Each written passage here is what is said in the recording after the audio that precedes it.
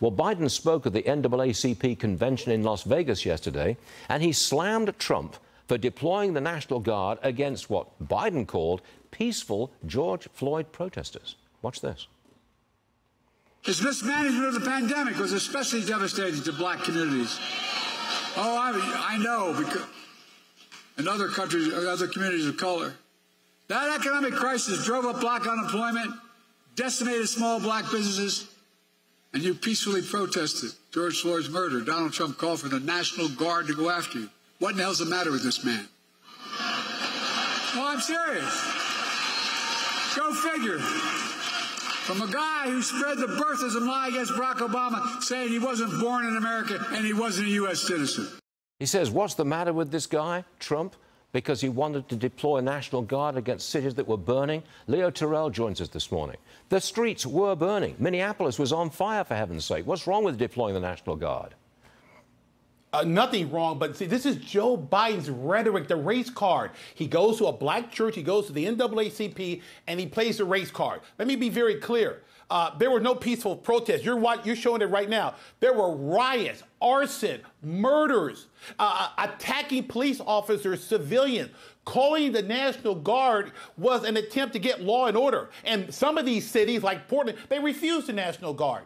This is President Biden running scared. You know why, Stu? Because Donald Trump has a big tent. Blacks, Hispanics. He is shifting black and Hispanic voters over. So what does Biden do? Try to play the fear game and play the race card. It does not work.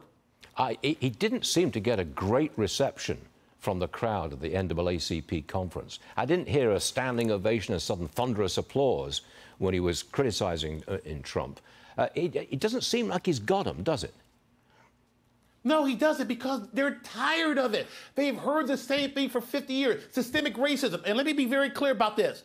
Lowest unemployment for blacks under Trump. Check the facts. He just lies. He has no problem lying about the Trump record.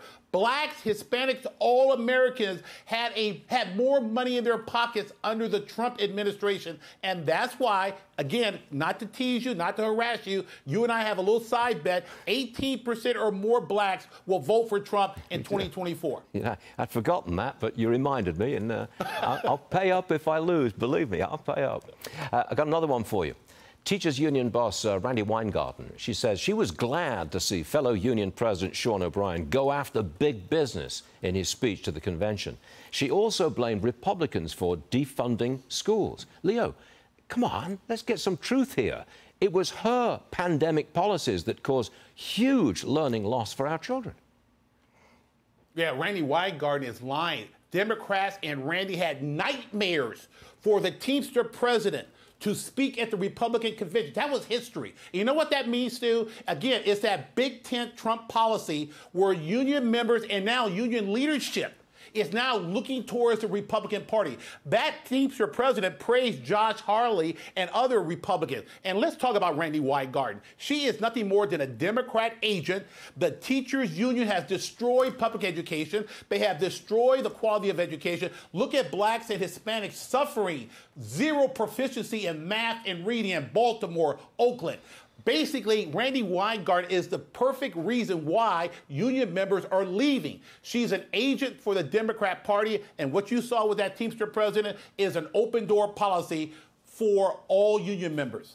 Yeah, the president of the Teamsters Union, he spoke at the convention. Yeah, he bashed big business, but he did not endorse Biden. He didn't endorse either Biden or Trump.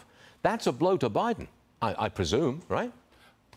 Oh, it's a massive endorsement. Let me tell you right now, Trump wins with either an endorsement for Trump or a no endorsement.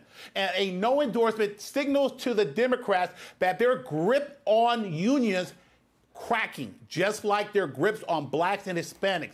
This is the beginning of the end of this coalition of unions and minorities within the Democrat Party, Stu. Okay, thanks for reminding me of the bet I had forgotten, but I promise to remember it properly and pay up if I lose. Leo Terrell, you're all right. Thanks so much, man.